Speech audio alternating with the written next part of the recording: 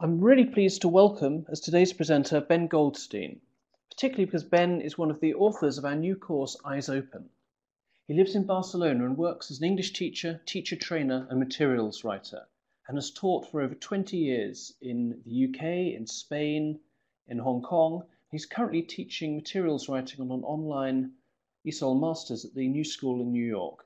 He's the author, along with Paul Driver, also of the Cambridge Handbook Language Learning with Digital Video, and he's done a number of webinars for us in the past. So I'm delighted to welcome Ben back, and to you, Ben. Thanks very much, Alistair. I hope everybody can hear me fine. Just type yes in the box if that's the case. I think you can hear me fine. Thank you. It's very nice to see. I don't think I've ever seen so many yeses. It's very nice to see so many people from so many different parts of the world. Some places I know quite well, like Brazil, Argentina. Other places I've never been, like Russia, but I'm hoping to go, possibly to help promote this series that I've been involved in, Eyes Open for Cambridge University Press. And I'm going to be talking a little bit about Eyes Open and the videos for that series in this webinar, as well as talking about exploiting video in general, particularly in terms of the secondary classroom, and particularly in terms of exploiting the visual aspects of video. Now that might sound rather strange, focusing on the visual aspects of video. After all, video is a visual media. But my argument, as you'll see in this webinar, is that very often in the language classroom, we haven't always exploited video in this way. In fact, we've often exploited video as if it were audio, focusing primarily on comprehension, listening comprehension, and often not really focusing on the visual stimulus, the visual aspect to the clips. So that's one of the most important concerns of this webinar. Let's begin with some quotations about why video is such a useful media to use in the classroom. I'm sure. I think I'm going to get a lot more yeses now in the chat column, but I'm sure all of you have used video at some point or other. Is that correct? Yeah. I don't know how often you use video. If it's something that you do on a regular basis, on a daily basis, on a weekly basis, I'm seeing quite often, very much, every lesson. Certainly that wasn't the case when I started teaching 25 years ago. Video was kind of something that we used to use at the end of the week as a kind of light relief, something that wasn't really integrated into the rest of the work that I did. It was always something like a kind of prize for all the students after a hard week of grammar and vocabulary. And now we're seeing, as in all walks of life, in a sense, video is starting to permeate and become much more integrated into the daily routine of classrooms, in the same way that video is so much part of our online environment now. If you think about, just certain web pages that you visit on a regular basis and compare them with those websites that with what they looked like 10, 15 years ago, you'll see that video is so much more prevalent than it used to be.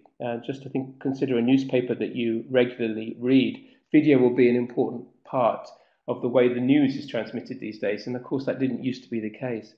But as I said, let's begin. It's clear that video is now more prevalent. It's clear that you are all using video more than we used to, and that's as it should be. But why is video such an important media to use in class? Here are some quotations from teachers. When I was preparing the handbook that Alistair mentioned, I asked teachers, I did a little survey, and I asked teachers, why do you use videos in your class? And here are some of the responses that I got, and some of those I think probably echo with your experiences as well, teaching teenagers. It takes you into another world. It's a window on the world. It encourages intercultural awareness and critical thinking. And I like this last one, yeah, they communicate by video, so we should do the same.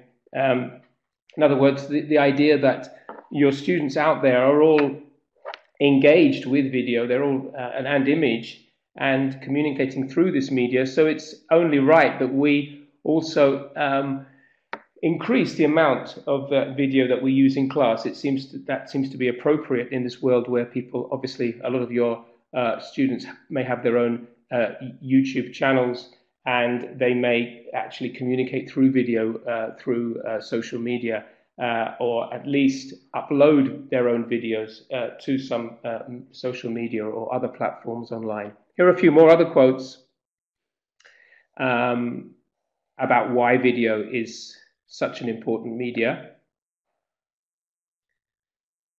I like the use there of the idea of the authenticity, the nature, the idea that authentic videos provide an enormous amount of cultural information economically. I think this is very true. The visual image, obviously, we saw it in the previous slide that visual stimuli is processed faster in the brain than text, and this is here the same idea that we can transmit information about the world, cultural content, much more economically, much more vividly through video than if we were reading a text about a particular country or a particular cultural artifact. And of course, video is a powerful motivational tool as well. So I think the fact that if learners are conscious that video is going to be an aspect, an important aspect of what they're going to look at in class, then this will motivate them will help them to be motivated with the course in general. Okay, so I think it's difficult to disagree with those initial statements made by teachers. I don't know which ones you agree with more than others, but I think that it's hard to argue with those points. And I think what's interesting about Cambridge University Press's agreement with Discovery Education is that this is a recognition on the part of Cambridge that video is an integral part of what should go on in class. And what I'm going to explain in this webinar is how we have integrated video fundamentally into the course, into this secondary course Eyes Open. I think this is a sign that video will become more and more prevalent. So let's look at the rise of video. I mentioned this a little bit in the introduction in the first 5 minutes, but let's look at some statistics, and particularly in terms of the popularity of video for teens.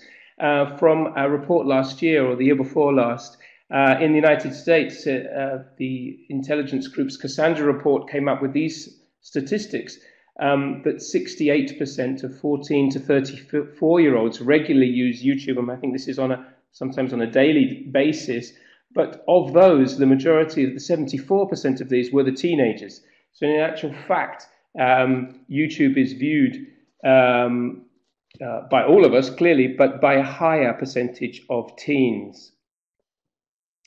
And as a result of that, there are a whole load of new genres on YouTube, which are very, very common or very liked by teens, and teens are actually creating these videos. I don't know whether you've heard of any of these. Basically, they are video blogs. In other words, a teenager will commonly, talk about their daily life on a regular basis. There are many of these blogs or video blogs out there.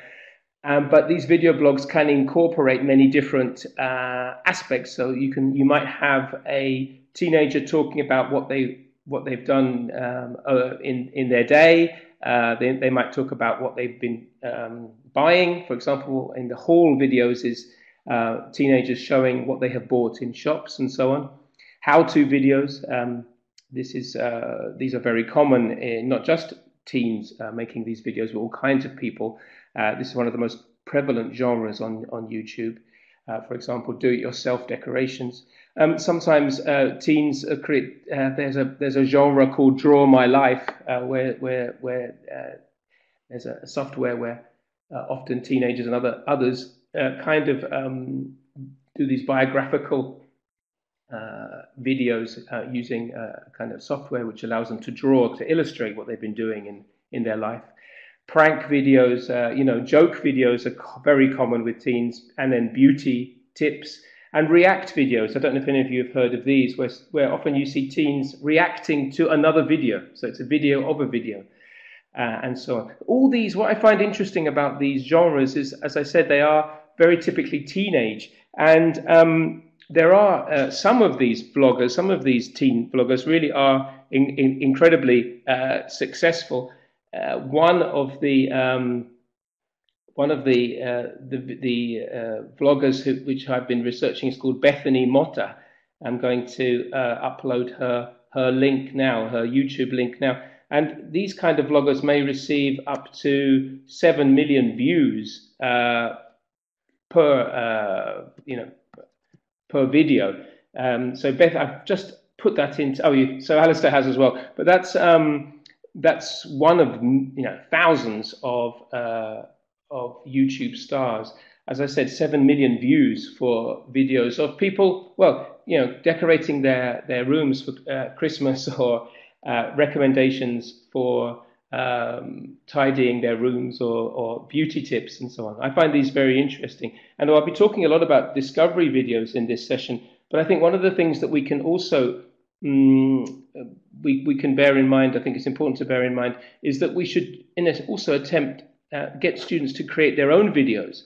And these kind of video blogs are very, very easy for students to replicate. After all it is somebody in front of a webcam talking about their lives. So I'm also very interested not just in using authentic material, but also getting students to create the kinds of videos that they are watching online, these kinds of bloggers, for example. And so I think these genres can be very helpful. Identifying these genres can be very helpful for designing tasks in which students create their own version of, let's say, a haul video or a react video or a how-to video. So that's another idea. YouTube really is an extraordinary phenomenon. Here are some more statistics about it. We are part of this global visual conversation. The latest statistics say that 72 hours of fresh video are uploaded every hour, and 800 million visitors watching videos every month. So it really is imperative that we tap into what these teenagers are watching out there online. But let's consider then not just the genres themselves and these new genres that are prevalent in YouTube, but after bearing that in mind, let's consider now different ways of exploiting using video in the classroom. So I think one of the things, and perhaps I've used this slide before, but I think it is a very important one because it really underlines the key uses, the key ways that we have exploited video in the past, and which we perhaps can, the direction we can go in exploiting video in the future. If you look at the top two, language focus and skills practice, this is, let's say, the traditional way that video has been exploited in the language classroom. But what I mean by language focus is that the video is a model, often for students to follow and to replicate. In other words, you will hear in a video typically oriented around language focus, you'll hear some key language items which students have to pick out and which then they may have to repeat. And I'll show you an example of that in a moment. So that's, let's say, the classic use of video, and that is, in a sense, using video a little bit like using audio. Then also traditionally, especially in communicative language teaching, we've used video for skills practice. And this obviously means, well, for speaking practice, for listening practice. Students, when they are watching a video, clearly they are also listening. So this is listening practice, and also responding actively to that. And so again, I'll show you some examples in a moment in which the students practice their speaking. However, these are fine. These two uses I've explained, let's say, are the more traditional uses of video. And these videos are, this way of using video is absolutely fine, but a little bit limited in the sense, as I mentioned at the introduction, we're kind of using video there a little bit as a kind of glorified audio. So how else can we really kind of embrace the video genre? I think by using video as a stimulus. So getting the students to really engage with the visual aspect, and also using the video as a springboard for other tasks. And I'll give you an example of that a little bit later. And finally, video as a resource. This means the video input is a kind of source of information.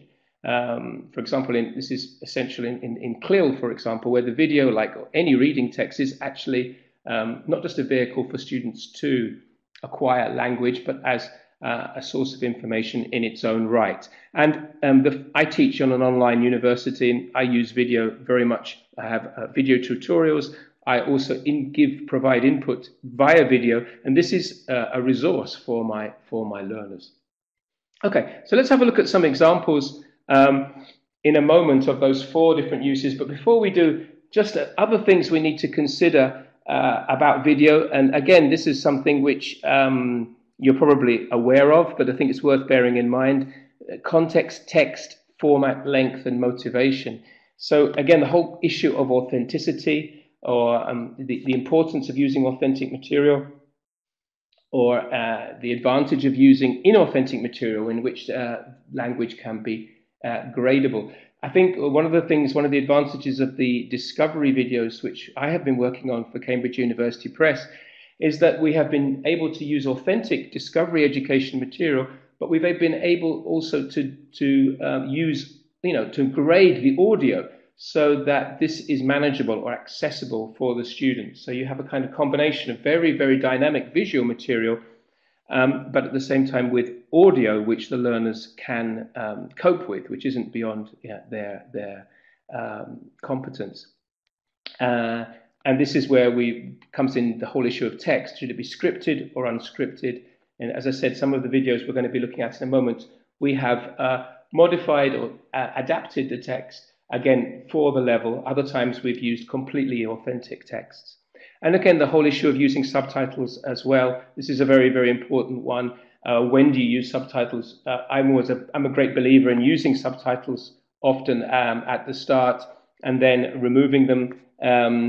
And I'll show you an example of how we can use text as well as a way to engage learners, a way to engage learners as a warmer to watching the video. And then the length of video is very important. 3-minute videos is the length of most YouTube videos. And again, this is also the case with a lot of these discovery videos. This seems to be the average that young people can cope with. I'm not sure if that's a good or a bad thing, but I think in terms of exploitation, 3 minutes is a good length. And then motivation. Does it speak to the learners? I think it's very important that the topics themselves are motivating, that they are relevant and appropriate, and speak to the learners and their lives. I hope that some of the videos we'll see today do fulfill that criteria. Okay, so here's a little summary, a little bit of what I've just been talking about, the role of video. So we've spoken about the rise of video, the fact that video is now more prevalent, and that there are good reasons why we should exploit it more. But let's just look at this as a summary of where we were before and where we are now with video. So as I said, previously often exploited as audio, not integrated necessarily into other skills work, often seen as light entertainment, and often consisted of inauthentic material specifically prepared for the learner, often overly scripted, and often students didn't like this because they felt that they were being given something that was, kind of spoon feeding. And now this has changed, and as I'm going to be promoting in this talk, the visual dimension is now being exploited more, is more integrated into our course books and programs, and the role of video is not being seen as something light, but as something which can be a stimulus or a culmination of other tasks, and as providing authentic material, as providing a source of information, a cultural content for our learners. And I think that's an important point that I mentioned before, that it's also good, as I said, to expose students to the kinds of videos that they see outside the classroom, perhaps for example on YouTube, and get them to produce their own videos. So that's a little summary of what we've been looking at. Now let's have a look then, bearing in mind that introduction, let's look at how we exploit video in Eyes Open, the methodology that we have chosen to exploit video. And just to explain to you, when I mean integrated, it is truly integrated in the sense that each unit of Eyes Open, you'll find four videos in each unit. So you'll find 3 discovery videos, discovery education videos. The first one to supplement a reading and language focused page. In other words, to supplement grammar and reading. Another one as a part of a Discover Culture spread, in where you have a video related to a cultural point or a particular cultural content. Then a particular video made for students based on spoken interaction, and we'll see an example of that in a moment. So this is videos where you'll see teens acting as role models, sympathetic role models for students, talking in graded language. The language is graded to act as a sympathetic role model for the learners. And finally, a video, again from Discovery Education, to enhance the CLIL section, again related. In this case, all of these ones are related to education and school. And in this particular video from this unit is on Leonardo da Vinci. So let's have a look then at the first one, which is, as I said to you before, there's nothing wrong with exploiting video for language focus. It is a totally valid idea. And it all depends on the language that you want to focus on. And particularly for basic level learners, I think there is a role for this. And we do incorporate that into Eyes Open. So for example, in this section, it's called Real Talk. We're going to see little monologues here of teenagers talking about when they can use their mobile phones. Just to have a look at a little bit of this clip. Can we cue this, Alice? Thanks.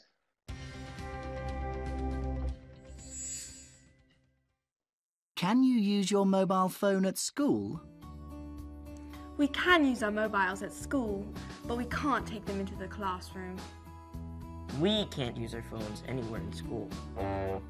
We can use our phones to surf the internet, but not to make a call.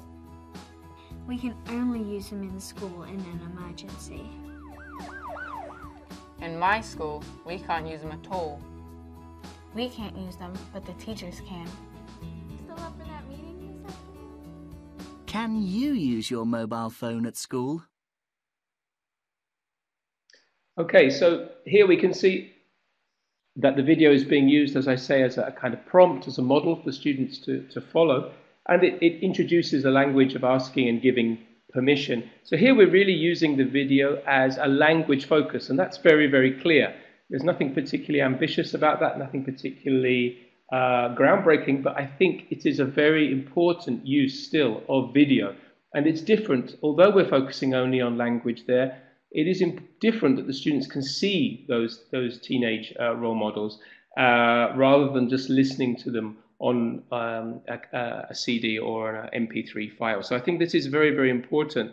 And as I said, this launches this whole language of asking and giving permission. But it does it in quite a nice dynamic way, which I think students will feel that they can contribute their own message here after seeing these other teens doing these very simple question and answer little mini dialogues.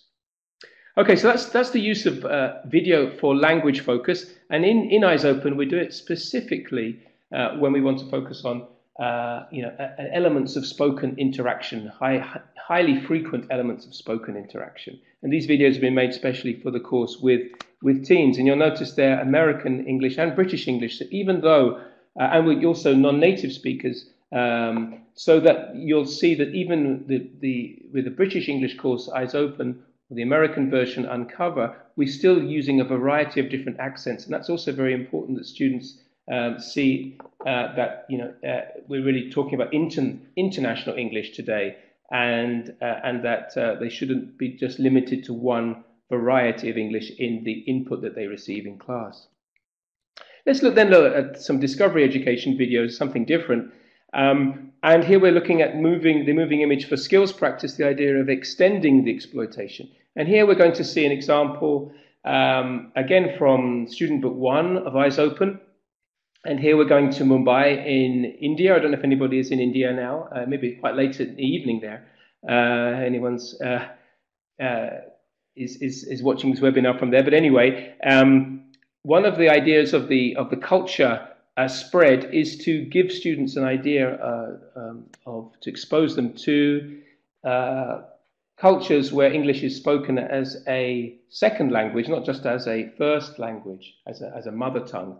And here we're going to Mumbai to look at Dabbawala. I don't know if you know what a Dabbawala is, but you'll find out in a moment. But the whole idea to launch this topic, the whole idea is to get students thinking about food and the way that food is delivered in their country. And here we can see different photos. I don't know whether you can see here, if you'd like to write into the box what you can see. There's the Dabbawala. We'll see what he is, number one. We'll see what he is, the food he's transporting in a moment. Number two is obviously, yes, somebody said that's an ice cream van. Number three, any ideas? So people from Brazil will know this I'm sure. It's one of the things I most enjoy about being in Brazil is they're not watermelons, no.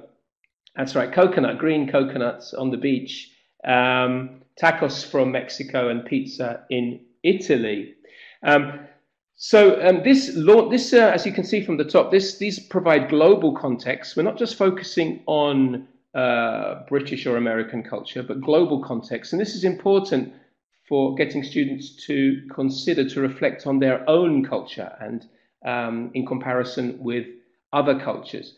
And we're exploiting previous knowledge when we're doing this. But this is all an introduction to the video sequence.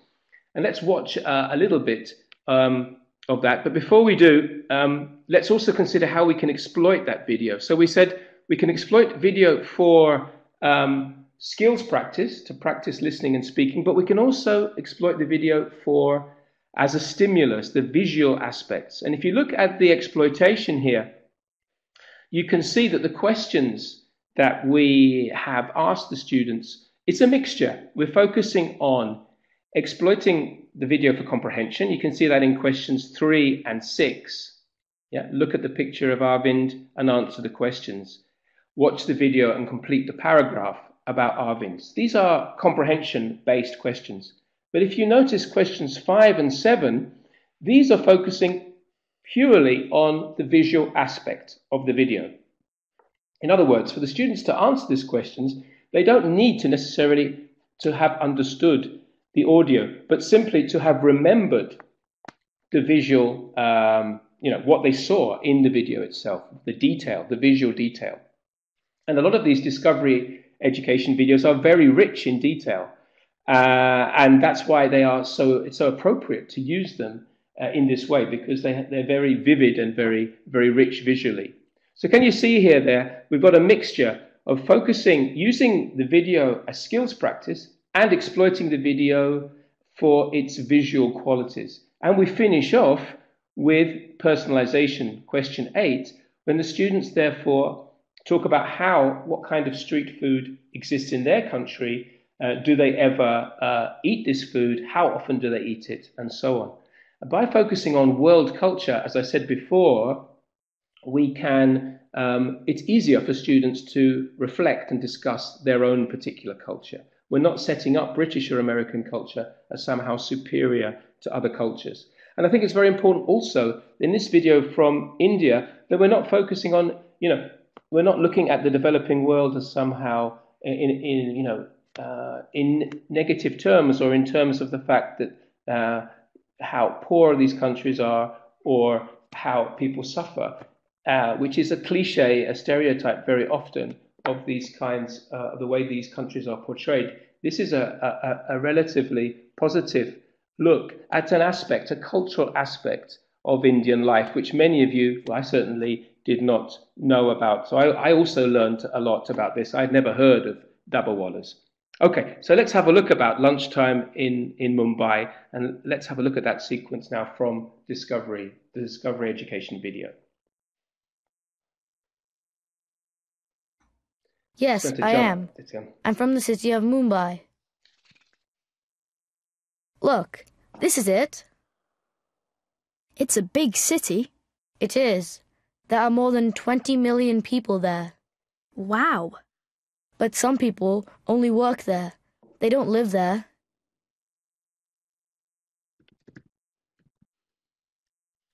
Have you got any family in Mumbai? Yes, my cousins live there. This is my cousin Arvind. He's a dabawala. Sorry, a what? A dabawala. He takes lunch to people. Huh. For lunch, a lot of Indians eat rice and soup and vegetables. You know, hot food.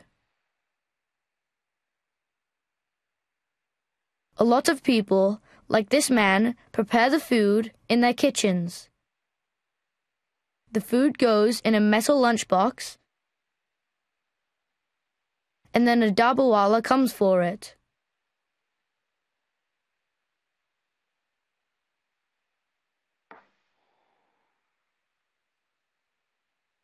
Okay, that's a little clip. As I said, most of the Discovery education videos are about 2.5 to 3 minutes long, depending on the level. This is for level 1, so clearly, you know, the shorter the better at this level. Often is the case.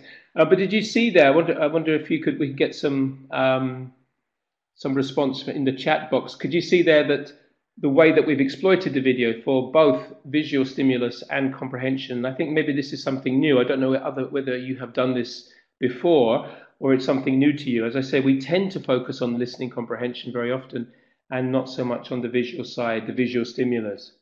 And I hope you'll agree that a video like this is very easy to personalize and localize. As I said, street food or food delivery is something that goes on in many different countries.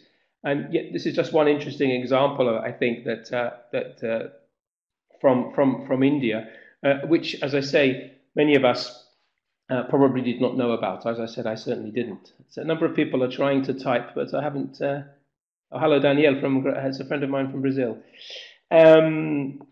So that's one example of exploiting video for skills practice and to focus on the visual stimulus.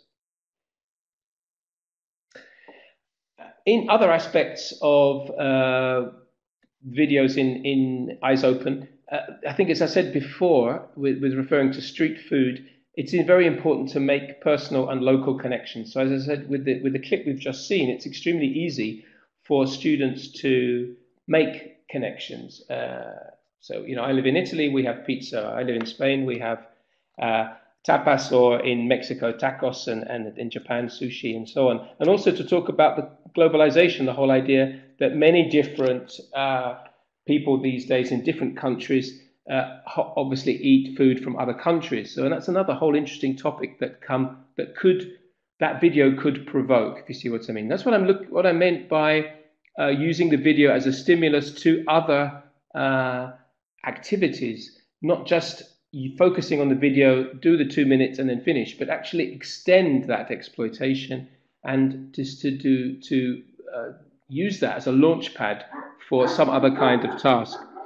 There's another example from the Discover videos. This one is looking at animals, different animals in the city, not so much animals in their wild habitat, in their native habitat, but in the city. And again, we're focusing in this particular. There's another example from India, looking at different animals and where how they relate with humans in city life.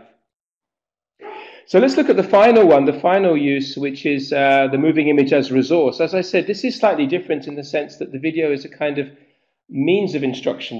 The video provides input, cultural input, which is perhaps something completely new for learners and could be a source for their own creation. And here we've got an example. Again, this is from another higher level. This is from student book 3 of Eyes Open.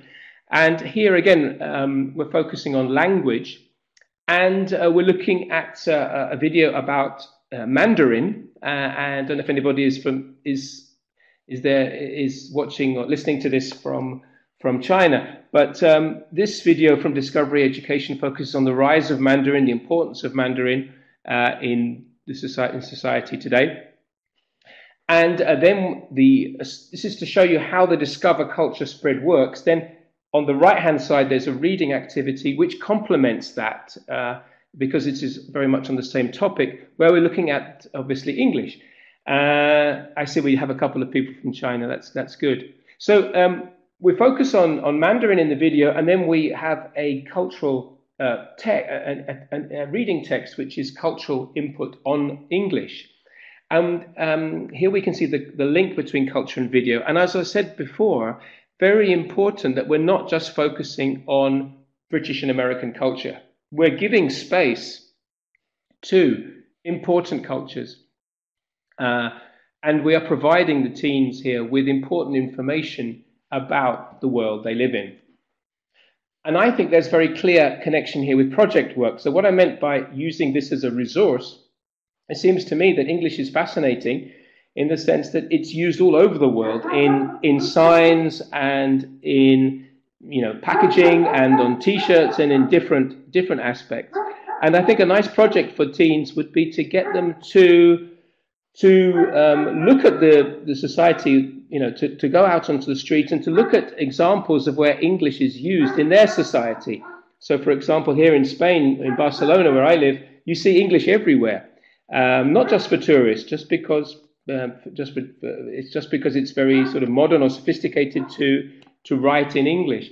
And I've done very interesting projects with teenagers where they go out with a camera and take photos of English words being used in the street and why they're being used. Are the words being used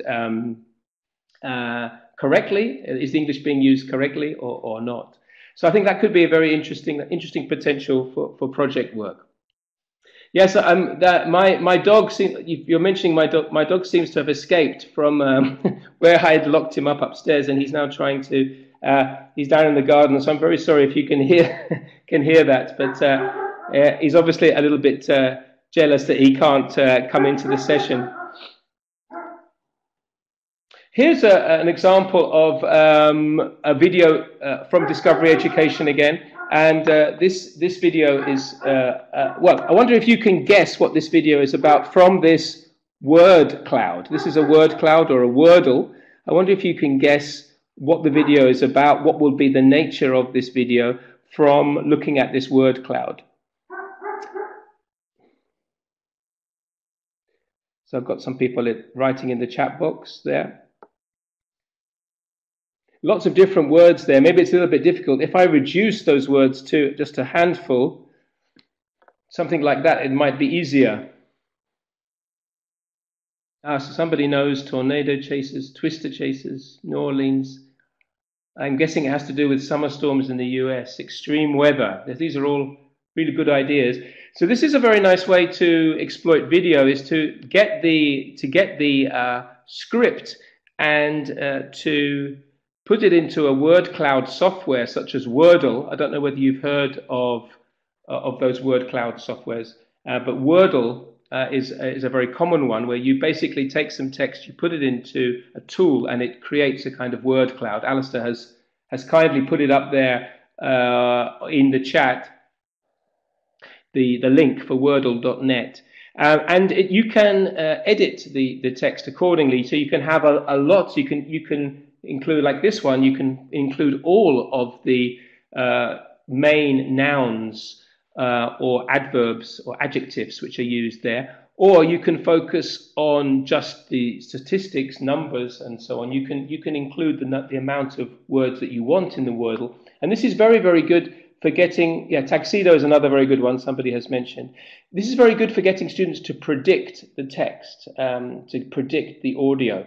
And then what you can do is you can show the video without audio, and then get the students to write their own voiceover, their own commentary. And so let's have a look at a little example from Dixie Alley, another video from Discovery, but this time with the sound off. And just bear in mind some of those words you've seen, and see if you can imagine what the voiceover is saying. Thank you, Alistair. Was no ordinary day in Dixie Alley. We're going to call this a tornado emergency. This is serious, urgent business today. The storm chasers drive into Dixie Alley. That's the circulation that's coming at us. Green right next to red. That shows extremely strong rotation. They want to drive their special car into a tornado to study it. But first, they have to find one. Guys, look at this! That's a violent tornado. That could be an F5 F5 right there. F5 tornadoes have winds higher than 400 kilometers per hour. This one is over a kilometer wide. It's too dangerous to drive the car into. But they can still help the people of Dixie Alley. We're out there doing what we can to warn people. Go that way, go that way, go that way. Go, go, go, go! Go that way. Keep going fast, please! The tornado crosses the road. This is not good, guys! Oh, man. There's houses up there! The team watches, but there is nothing they can do. The F5 stayed on.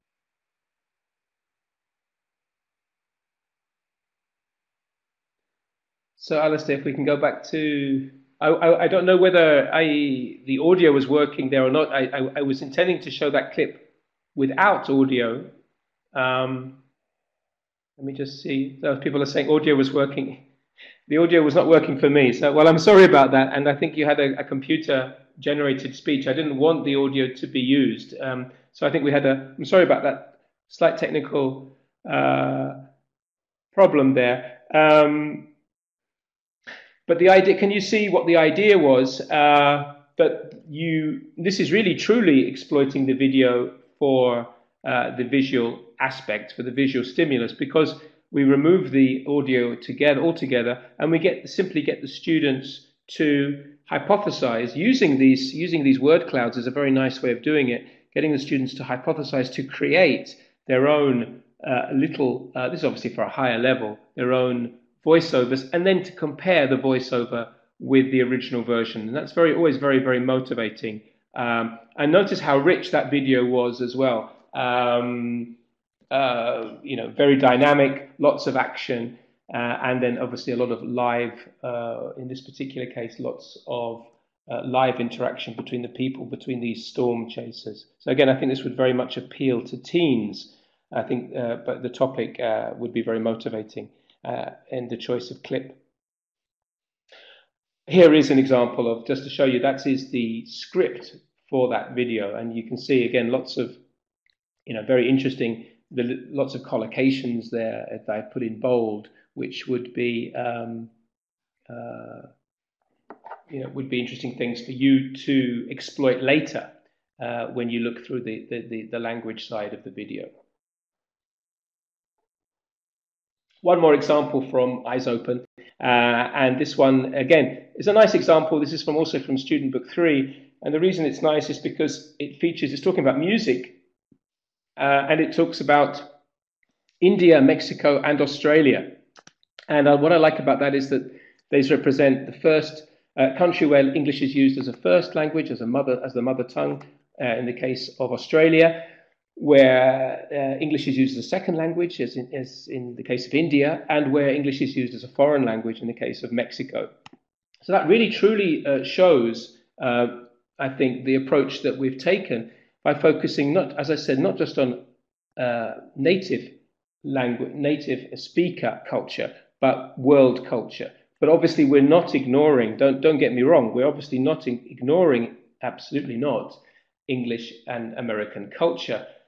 And the example we've just seen from the States, the storm chasers, is one example. And here you can see on the right-hand side, the corresponding reading here is the Burning Man Festival, which is held in Black Rock City in Nevada in the United States. So it is clearly a combination of videos and culture, both from all over the world, focusing on countries in particular where English is used as a second language, but also as a foreign language in the case of Mexico there. So just to finish off then, as a conclusion to what we've been looking at the last 45 minutes, I think we should these five verbs beginning with E is a way that I've sort of tried to make this memorable. You know, I think we should be, as I said, exploring the visual stimulus of video and not just exploiting it for listening comprehension. Experiment with genres and sources. We mentioned that at the beginning with all those YouTube videos that I mentioned and all these new genres that are emerging online in the digital video world. Engage learners with motivating topics through video. I think that example of the storm chasers is one of them. The Dabbawallas is another one. And as I said, exploit video as a launch pad for or the culmination of other skills and language work. And I used that example of language, the example of Mandarin and English, and how that could be used to, you could extend that to talk about, you know, the role of English in your culture, and get students doing projects on that kind of topic. In other words, the video being, you know, fully integrated, not just in the course, but into other aspects of the other work that you want to do in the classroom. And finally, empower learners to make their own videos and provide classroom input. We haven't had a chance to look at that today in 45 minutes. But as I said, a lot of those YouTube videos, that the kinds of genres that we looked at are those kind of video blogs are very, would be easy for students to replicate if you prepare it well enough. So I think that's very important that students provide their own input through video as well as responding to the videos you show in class.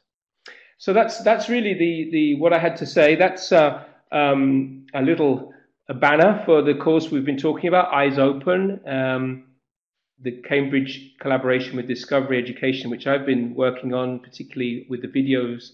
And these are the covers of the 4 levels. This for teens, that's Eyes Open 1 to 4. And all of them feature the Discovery Education videos that some of which I've been showing to you in this webinar. Finally, that's my own personal website.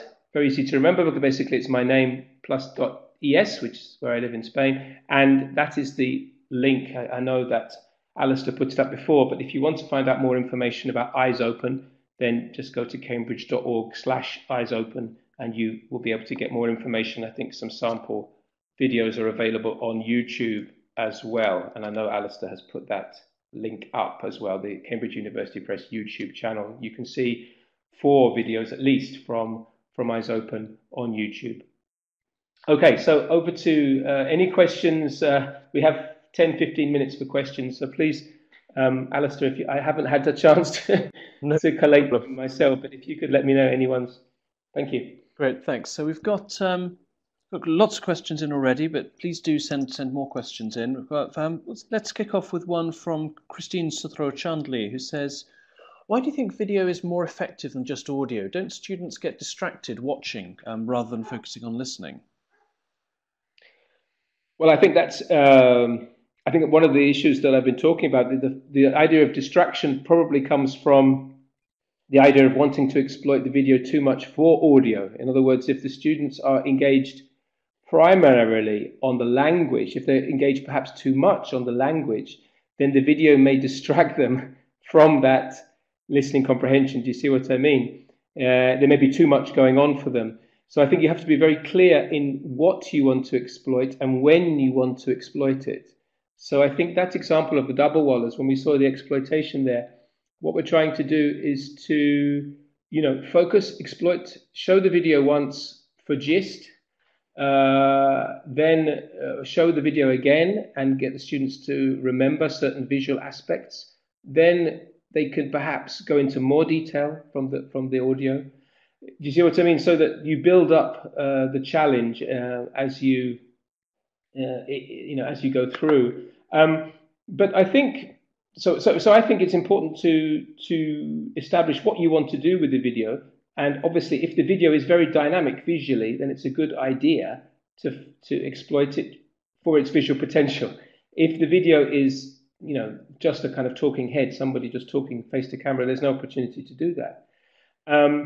But going back to the other question at the beginning, I think video is much more dynamic because body language, apart from anything else, just those teenagers talking about whether are allowed to use mobile phones in their class.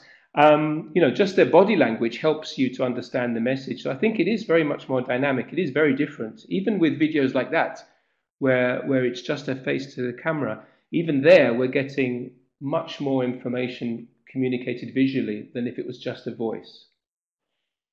So I think that's another reason to exploit video rather than audio, or in conjunction with audio. Okay, thanks. Got a couple of questions on authenticity. Julia Ravelli asks, what do you think about inauthentic script, as in documentaries where the speech is not natural but scripted? Sort of the benefits and negatives of that. Yeah, I think again it's all to do with the level of the learners. I think what we've tried to do with the discovery video is we've got this very rich visual stimulus, and very often the original, as I said, very often the original audio was too high level or too fast. So I think in that case, it's as long as you retain the spirit of the authentic media, then that's the important thing. You don't want to dumb down. I don't think it's a good idea to dumb down the content so that it becomes childlike or too basic. But I think as long as you retain the spirit of what the original message was, I don't think it matters if that's couched in a more simplified or adapted language for that level. I'm really sorry about my dog. He has done something. I think he's jumped over a fence that I didn't think he could possibly jump over. So I'm sorry about that. But it does show you that that this is live from Barcelona. I hope it hasn't. People seem to like the dog, so that's good. Yes. I won't bring him in. Okay. Thanks. Got a question from Jess Santander, who says, who asked whether you could give some tips on saving time during the preparation of video activities and video classes. Any sort of particular suggestions on that? For saving time during, when you say preparation, do you mean choosing the videos, or setting up the video activities? Because one of the things is selecting the clips themselves. Oh yes, choosing. Okay. Well, this is you're absolutely right. It's a minefield in a sense. We're saturated by video. There's so many videos on Vimeo, on YouTube, and so on. It isn't always easy to know what to choose. But I actually think, as I said, with something like Eyes Open, you have the videos all there for you. If you wanted to do something which, as I said, this idea that I was talking about of using YouTube videos and, of teams talking face to camera, they're very, very easy to access. And there are so many of them. I think all you need to do is to find one which you felt your students could, associate, could sympathize with, or could something they would have in common with that particular vlogger. I think it's just being aware of those genres out there. I wasn't aware of them until I started researching into video myself. I wasn't aware of these particular genres. I think it's useful to ask the students themselves, what are they watching online. I think that can help a lot. But it is also important as well to really select these videos very carefully, and you have to be very careful of taboos, and also in the case of teens, not to encourage competition and to encourage, because people talking about some of these vloggers may be talking about their families. They may be very privileged, they may come from a privileged background, and I think all those kinds of things you have to be very careful of, to getting students to compare with each other's lifestyles, is often not a very good idea. So, this is common sense, but I think it's just a good idea. When choosing videos, it's a good idea to just see what they're accessing themselves, the kids, see what's available on YouTube, and then see how appropriate they are. But there's so much out there that I agree it's slightly dizzying. But in a sense, we've never had it so good, in the sense that there's so much available. I hope that's answered your question. Great, thanks. A question now from Chaz Holmes, who says, if you want, going back to genre, which you were just talking about a moment ago, if you want students to create their own videos and use a genre analysis approach, it'd be very useful to have some analysis of the different stages, different elements of each genre. Is that something is in Eyes Open, or is that probably more in your book, Language Learning with Digital Video? Yeah, it's probably more in the handbook, the focus on genre. I'm a great lover of using genre analysis. I think often people say it kind of intellectualizes too much, but actually I think students are very open as long as you sort of set up the tasks clearly enough and break down the video or whatever text you're working on and break it down into its generic characteristics. I think students can identify these characteristics very easily, and I think they can actually identify them more easily with video than they can with text. So, for example, if you look at a trailer and you see how a trailer, what kind of genre it is, what characterizes a trailer, for example, what makes it different from other genres, and then I think the students can then go out and choose their own trailers and see which of the trailers, which of the characteristics are used, which of the features appear in their chosen trailer. I think that's a very useful task. But I think it's very important to break down those generic characteristics clearly, and it can be a little bit complex. I think stick to videos which are short, which students will watch. I think the trailer is an excellent example. Short, it's got clear characteristics which you can identify easily, and then students will be able to work with those. Thanks. Question. A couple of people, Christine and also Stamatula Sclavu, have asked about were there any different approaches one should take to using video when teaching online? I wonder if you had any ideas on that. Well, I use video online, but as I say, I use it online because I can't see my students. I'm not in physical contact with my students. Then I basically use it so that I become more accessible. So I use video both for tutorials. Individual tutorials with the students. When they've produced a piece of work, I'll then rather than giving them written feedback, I'll give them a video feedback through a tutorial, and sometimes inputting material using video. It just changes it just adds variety. Otherwise, the students are just looking at lots and lots of text the whole time. But I think it's very different using video as a resource online than using video in the classroom. As I say, the main reason is to gain a closer contact with them. And so that's not necessary, clearly, when you have face-to-face class because you are with your students physically. So I think it's a very, very different role altogether when you're teaching online.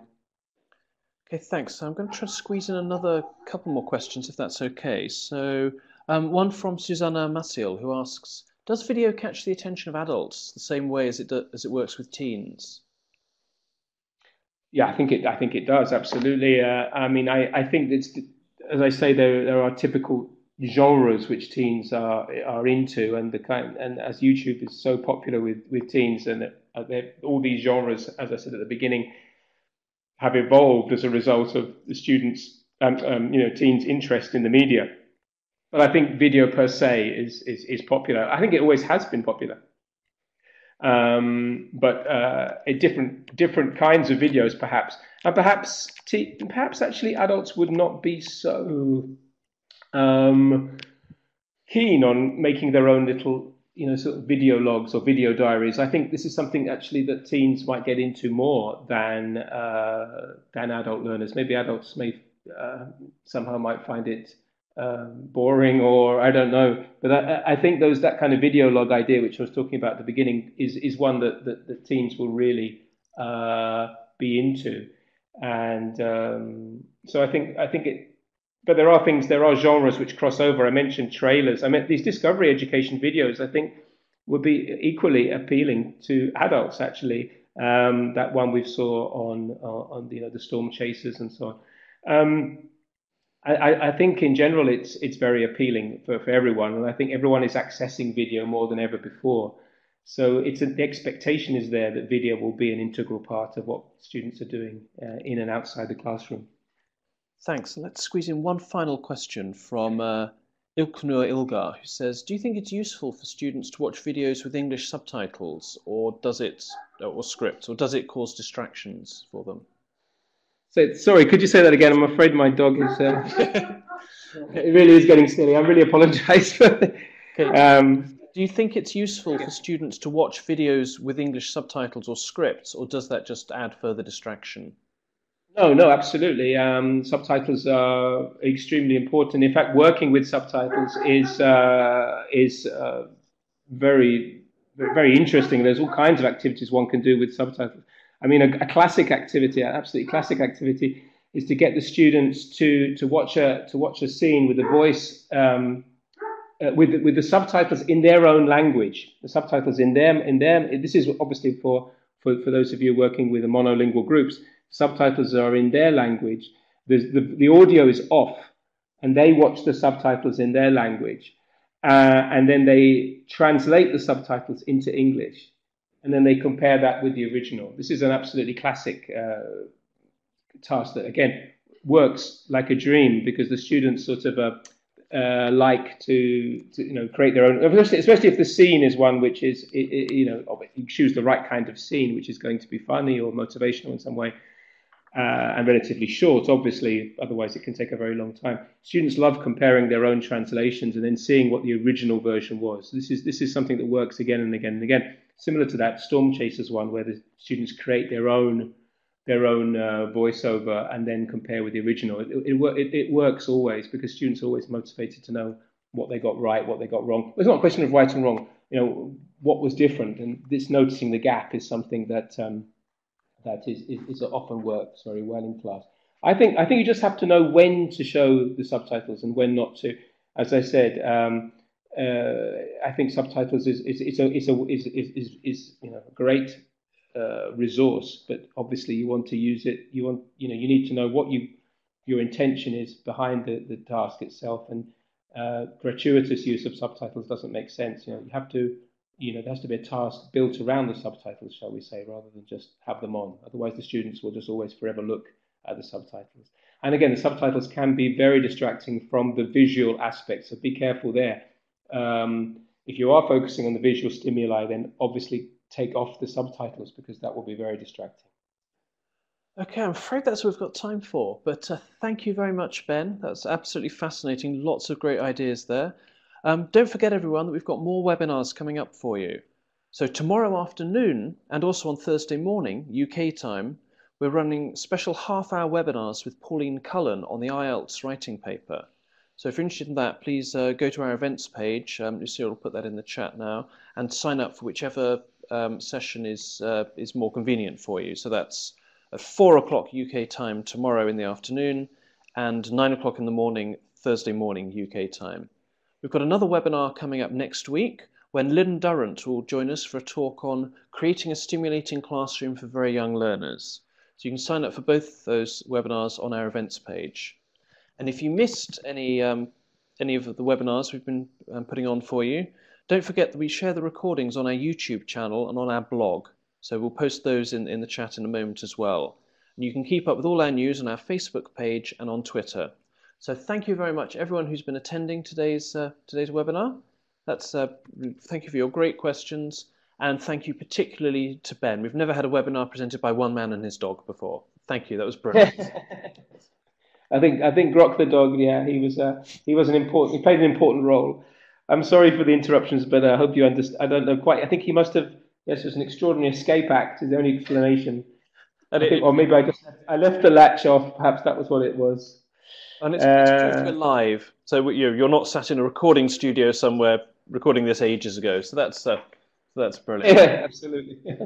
So thanks. Goodbye, everybody from Barcelona. Thank you very much for attending the webinar, and I hope you've enjoyed it. Brilliant. Thanks very much, everybody. Thanks, Ben. Cheers. Bye-bye. Bye.